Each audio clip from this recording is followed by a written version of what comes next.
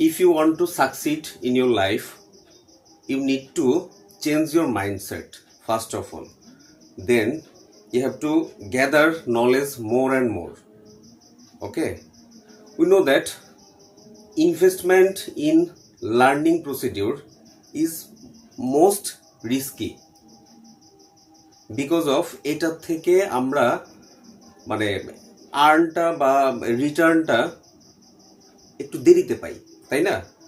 কিন্তু এটার যদি আপনি প্রপার ইউটিলাইজেশনটা করতে পারেন, আপনি লার্নিং ইনভেস্টমেন্ট করতে পারেন, প্রপার ইউটিলাইজেশন করতে পারেন এটার, তাহলে আপনি অবভিয়াসলি গেইনার হবেন।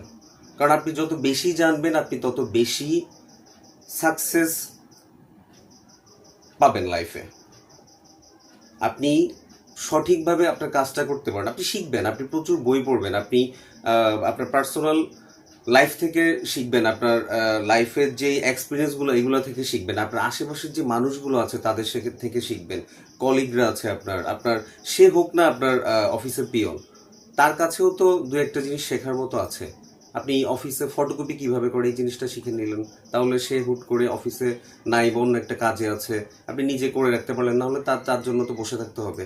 আপনি এই যে প্রিন্টার মেশিনে কিভাবে কাগজ লোড করে জিনিসটা শিখে নিলেন, বা আপনার অফিসের বিভিন্ন, আমি পিয়নের থেকে কি শেখা যায় সেটা বললাম আর কি। মানে এটা আপনার কাছে মনে হতে পারে সিলি ম্যাটারগুলো আমি কেন শিখবো, না, আপনার প্রত্যেকটা জিনিস শিখতে হবে। আপনি একটা মানুষের সাথে মিশলেন, তার 10টা মন্দ জিনিস আপনি দেখবেন, সেই জিনিসগুলো আপনি নেবেন না, তার মধ্যে একটা হলো ভালো জিনিস আছে, সেই জিনিসটা নিন না, সেটা শিখুন।